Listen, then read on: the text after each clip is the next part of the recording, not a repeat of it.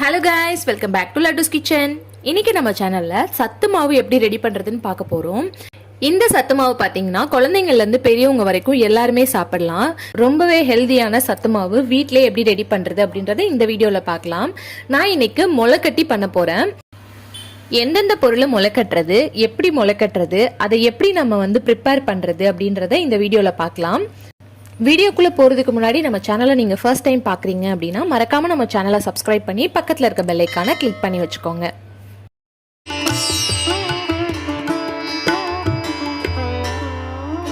சத்து மாவு ரெடி பண்ணுறதுக்கு சில பொருட்கள் நம்ம இப்போ முளைக்கட்ட போகிறோம். அதில் ஃபஸ்ட் ஒன் பார்த்தீங்கன்னா காக்காசோளம்.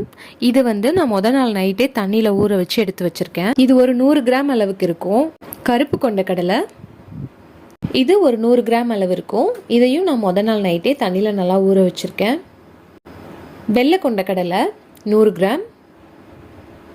இது ராகி, இது ஒரு 200 கிராம். கம்பு 200 கிராம் அளவுக்கு நல்லா தண்ணியில் ஊற வச்சுருக்கேன். கோதுமை இது 100 கிராம். இதையும் நாள் நைட்டே தண்ணியில் நல்லா ஊற வச்சுருக்கேன். பச்சை பயிறு 100 கிராம். இது எல்லாமே கிட்டத்தட்ட ஒரு 8 மணி நேரம் பக்கம் நல்லா ஊறிருக்கு.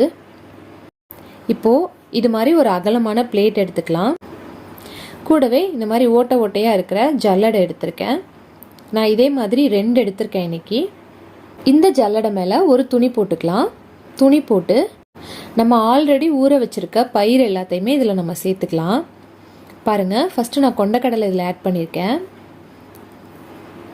இதை அப்படியே இந்த மாதிரி லாக் பண்ணி ஒரு உயரமான இடத்துல கட்டிடலாம். அப்படி இல்லைன்னா இந்த மாதிரி ஓட்டையாக இருக்க பிளேட்டில் நம்ம வச்சுக்கலாம். நம்ம ஓட்டை இல்லாத ஒரு பாத்திரத்தில் வச்சிட்டோம் அப்படின்னா அது காத்தோட்டம் இல்லாமல் ஒரு மாதிரி ஊசி போன ஸ்மெல் அடிக்கும். அது சரியாக முளைச்சி வராது. அதனால நம்ம இந்த மாதிரி ஓட்டையாக இருக்க பாத்திரம் எடுத்துக்கலாம். அப்படி இல்லைன்னா நம்ம உயரமான இடத்துல கட்டி வச்சுப்போம். ஒரு நாள் ஃபுல்லாக ஊற வச்சுருக்க இந்த தண்ணி வேஸ்ட்டாக கீழே ஊற்றாமல் நம்ம செடிங்களுக்கு ஊற்றணுன்னா இது நல்ல உரமாக இருக்கும். அதனால தான் அடியில் இந்த மாதிரி பிளேட் வச்சு நான் தண்ணியை ஃபில்டர் பண்ணி எடுத்திருக்கேன். நெக்ஸ்ட் நான் கம்பு சேர்த்துருக்கேன்.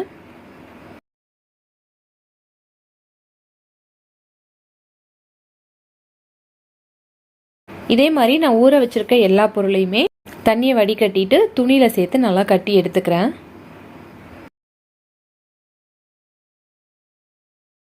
நம்ம ஸ்ப்ரவுட் பண்ணுறதுக்காக மூட்டை கட்டி வச்ச எல்லா பயிர் வகையும் 24லேருந்து 48 மணி நேரம் ஆகும் முளைச்சி வரதுக்கு. ஒரு சில பயிர் உடனே முளைச்சும், ஒரு சில பயிர் கொஞ்சம் டிலே ஆகும்.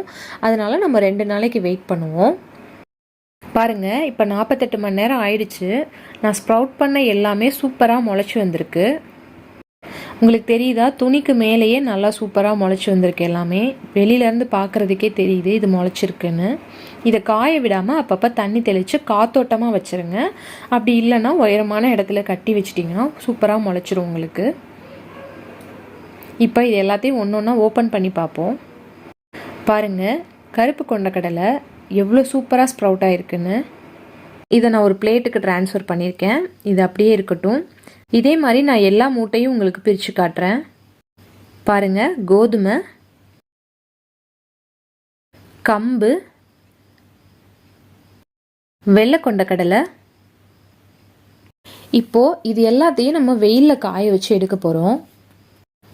இதெல்லாம் அப்படியே ஒரு பக்கம் இருக்கட்டும். நெக்ஸ்ட் நான் 1 கப் அளவுக்கு சாமை அரிசி எடுத்திருக்கேன். இது ஒரு 200 கிராம் இருக்கும். இதை நல்லா வாஷ் பண்ணிட்டு எடுத்துக்கலாம். 1 கப் அளவுக்கு வரகரிசி. நான் இப்போ எடுக்கிற எல்லா அரிசி வகையும் ஒரே கப்பில் தான் அளந்திருக்கேன். 1 கப் குதிரைவாளி, 1 கப் தினை அரிசி, 1 கப் பார்லி, 1 கப் அளவுக்கு சிகப்பரிசி. இது கூடவே 1 கப் அளவுக்கு நம்ம வீட்டில் யூஸ் பண்ணுற அரிசி, நம்ம சாதாரணமாக சாப்பாட்டுக்கு என்ன அரிசி யூஸ் பண்ணுவோமோ அந்த மாதிரி வீட்டரிசி இல்லை பொன்னி அரிசி ஏதோ ஒன்று எடுத்துக்கோங்க. இது ரெண்டையும் ஒன்றாவே சேர்த்து வாஷ் பண்ணிக்கலாம். நம்ம வாஷ் பண்ணி எடுத்துகிட்டு வந்த எல்லா அரிசியையும் ஒரு பிளேட்டில் மாற்றிக்கலாம். நான் வரகரிசி, தினையரிசி, சாமை, குதிரைவாளி இது எல்லாத்தையும் நான் ஒரே பிளேட்டில் சேர்த்துருக்கேன். சிகப்பரிசி, வீட்டரிசி அது ரெண்டையும் ஒரே பிளேட்டில் சேர்த்து காய வச்சுருக்கேன். இதுக்கான ரீசன் பார்த்திங்கன்னா, நம்ம இது எல்லாத்தையும் காய வச்சு வறுக்க போகிறோம். அப்படி வறுக்கிற டைமில் இந்த அரிசியோட சைஸ்லாம் பார்த்திங்கன்னா ஒரே மாதிரி இருக்கும். அதனால நம்ம காய வச்சுட்டு வறுக்கும்போது எல்லாமே ஈவனாக வறுப்படும். அதனால தான் அந்தந்த சைஸில் இருக்க அரிசி எல்லாத்தையும் நான் ஒன்றா சேர்த்துக்கிட்டேன். நம்ம ஸ்ப்ரவுட் பண்ண பயிர் வகை, அப்புறம் நம்ம வாஷ் பண்ணி எடுத்த அரிசி, இது எல்லாத்தையும் தனித்தனி பிளேட்டில் இந்த மாதிரி காய வச்சு எடுத்துக்கலாம். இது 1 நாள் இல்லை 2 நாள் ஃபுல்லாக நல்லா ட்ரையாக காயட்டும். நான் இதெல்லாம் 2 நாள் வெயிலில் நல்லா காய வச்சு எடுத்திருக்கேன். இப்போது அடுப்பில் ஒரு கடாய் வச்சுக்கலாம். இதில் 100 கிராம் அளவுக்கு உளுந்து, இதை நல்லா கலர் சேஞ்ச் ஆகி வர அளவுக்கு நல்லா பொன்னிறமாக வறுத்துக்கோங்க. பாருங்கள், கலர் நல்லா சேஞ்ச் ஆகிடுச்சு. இதை அப்படியே ஒரு பிளேட்டுக்கு ட்ரான்ஸ்ஃபர் பண்ணிவிடுவோம்.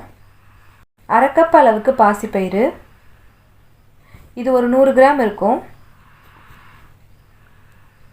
இதையும் மிதமான சூட்டில் நல்லா பொன்னிறமான வரைக்கும் வறுத்து எடுத்துக்கலாம்.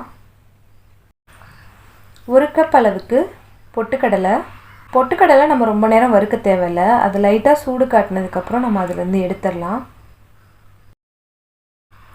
100 கிராம் அளவுக்கு ஜவ்வரிசி நல்லா கிறிஸ்பியாக வறுத்து எடுத்துக்கலாம்.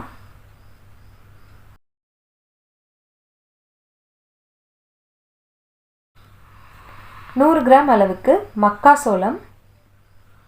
சோளம் நல்லா ஹை ஃப்ளேம்லேயே வச்சு வறுத்துக்கோங்க. இது மிதமான சூட்டில் வறுக்கணும்னு இல்லை, ஹை ஃப்ளேமில் வச்சு வறுத்துக்கிட்டிங்கன்னா நல்லா வெடிச்சு வரும். இதை அப்படியே ஒரு பிளேட்டுக்கு ட்ரான்ஸ்ஃபர் பண்ணிவிடுவோம். 50 கிராம் அளவுக்கு வேர்க்கடலை சேர்த்துக்கலாம். இது வறுத்த வேர்க்கடலை, நான் தோல் மட்டும் நீக்கிட்டு சேர்த்துருக்கேன். வேர்க்கடலை நிறையா சேர்த்தோன்னா நம்ம அரைக்கும் போது அதுலேருந்து எண்ணெய் பிரிஞ்சு வரதுக்கு வாய்ப்பு இருக்குது. அதனால சீக்கிரம் ஒரு மாதிரி சிக்கு ஸ்மெல் அடிச்சிரும். அதனால நம்ம வேர்க்கடலை கம்மியாகவே சேர்த்துக்கலாம். இது கூட நம்ம கழுவி காய வச்ச பொருள் எல்லாத்தையும் ஒன்று ஒன்றா சேர்த்து வறுத்துடலாம். 200 கிராம் அளவுக்கு பார்லி, சூட்டில் அதோட கலர் சேஞ்ச் ஆகி வர வரைக்கும் நல்லா வறுத்துக்கலாம். கலர் சேஞ்ச் ஆகி வந்துடுச்சு. இப்போ இதை ஒரு பிளேட்டில் மாற்றிடலாம். கம்பு மிதமான சூட்டில் நல்லா வறுத்து எடுத்துக்கலாம்.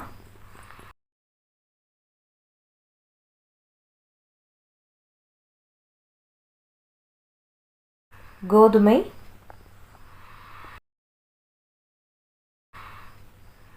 இதையும் நல்லா வறுத்துக்கோங்க.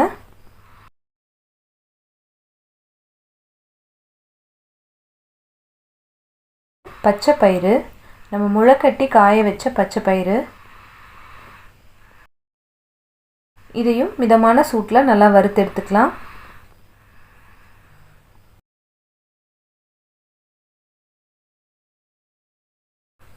கருப்பு கொண்டக்கடலை,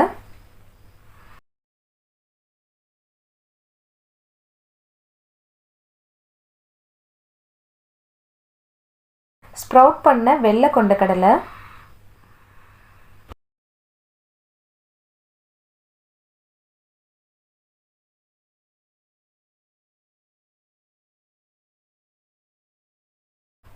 முளைக்கட்டி காய வச்ச காக்காசோளம்,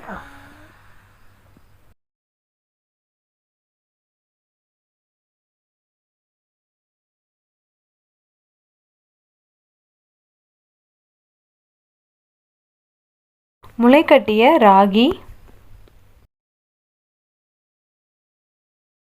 இதை நல்லா வறுத்துட்டு அகலமான பிளேட்டில் ட்ரான்ஸ்ஃபர் பண்ணிடலாம். காய வச்சு எடுத்திருக்க சிகப்பரிசி மற்றும் புழுங்கல் அரிசி, இது நல்லா வாசம் வர வரைக்கும் நல்லா ஹை ஃப்ளேமில் வச்சு வறுத்துக்கோங்க.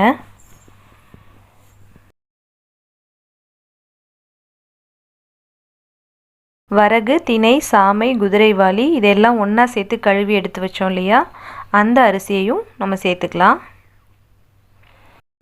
கொஞ்சம் கொஞ்சமாக சேர்த்து வறுத்துக்கிறேன், அப்போ தான் எல்லாம் ஈவனாக வறுப்படும்.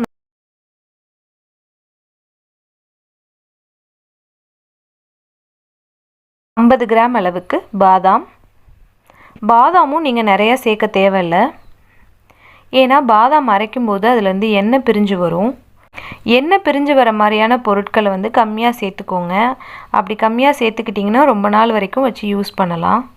50 கிராம் அளவுக்கு முந்திரி, இதை நல்லா வறுத்து எடுத்துக்கலாம். 50 கிராம் அளவுக்கு பிஸ்தா தோல் உரிச்சிட்டு எடுத்திருக்கேன்.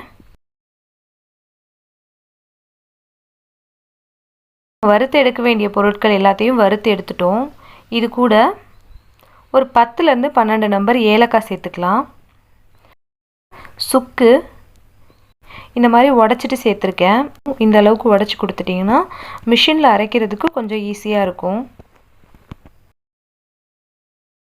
இது அப்படியே மிஷினில் கொடுத்து அரைச்சி எடுத்துகிட்டு வந்துடுவோம்.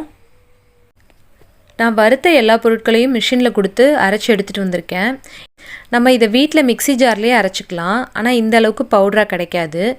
அரைச்சி எடுத்த மாவை இந்த மாதிரி ஒரு ஏர்டைட் கண்டெய்னரில் போட்டு ஸ்டோர் பண்ணி வச்சுக்கலாம். இப்போது இதிலேருந்து 2 ஸ்பூன் அளவுக்கு மாவு எடுத்திருக்கேன். இது கூட கொஞ்சமாக தண்ணி, அப்படி இல்லைன்னா காய்ச்சி ஆற வச்ச பால் சேர்த்து நல்லா கலந்துக்கோங்க. இந்த மாதிரி கட்டி இல்லாமல் நல்லா கலந்து எடுத்துக்கோங்க. சைடில் நான் பால் காய வச்சுருக்கேன். பால் நல்லா கொதிச்சு வந்ததுக்கப்புறமா நம்ம கரைச்சி வச்சுருந்த ஹெல்த் மிக்ஸை இதில் ஆட் பண்ணிக்கலாம்.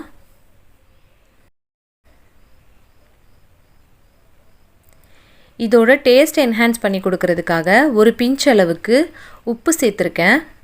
இது கூடவே ஸ்வீட்டுக்காக 2 டேபிள் ஸ்பூன் அளவுக்கு நாட்டு சர்க்கரை சேர்த்துக்கிறேன். சேர்த்து இது எல்லாத்தையும் நல்லா கலந்து விடுங்க. இந்த மாதிரி விஸ்க் இல்லைன்னா கரண்டி வச்சு நல்லா கலந்துக்கிட்டே இருங்க. கைவிடாமல் நல்லா கலந்திங்கன்னா ஒரு 5 நிமிஷத்துலேயே நமக்கு நல்லா திக்காக ரெடியாகி வந்துடும். அவ்வளோதான். இந்த ஸ்டேஜில் நம்ம அடுப்பை ஆஃப் பண்ணிக்கலாம். இது பால் சேர்த்து செய்யணும்னு இல்லை, நம்ம தண்ணி சேர்த்து கூட செய்யலாம். அவ்வளோதாங்க. ரொம்பவே ஆரோக்கியமான உடம்புக்கு சக்தி தரக்கூடிய சத்து மாவு கஞ்சி நமக்கு ரெடி ஆயிடுச்சு. இதை நம்ம பவுடர் ரெடி பண்ணி வச்சுக்கிட்டோம்னா மார்னிங்லேருந்து ஈவினிங் வரைக்கும் நம்ம எப்போ வேணால் சாப்பிட்டுக்கலாம். இது ஒரு டம்ளர் ஃபுல்லாக குடித்தோன்னா ரொம்பவே ஃபில்லிங்காக இருக்கும். நம்ம அடிஷ்னலாக பிரேக்ஃபாஸ்ட் சாப்பிடணும் அப்படின்ற அவசியம் இல்லை. நம்ம இட்லி, தோசை, பொங்கல்னு சொல்லி வெறும் ரைஸையும் உளுந்தையும் மட்டும் சேர்த்து நம்ம ஃபைபர் ஜாஸ்தியாக எடுத்துக்கிறனால உடம்புக்கு வெயிட் போடும். இந்த கஞ்சி குடிக்கிறனால ரொம்ப ஆரோக்கியமாக இருக்கும். நம்ம கெயின் பண்ணுற வெயிட் கூட ரொம்பவே ஹெல்தியான வெயிட்டாக இருக்கும்.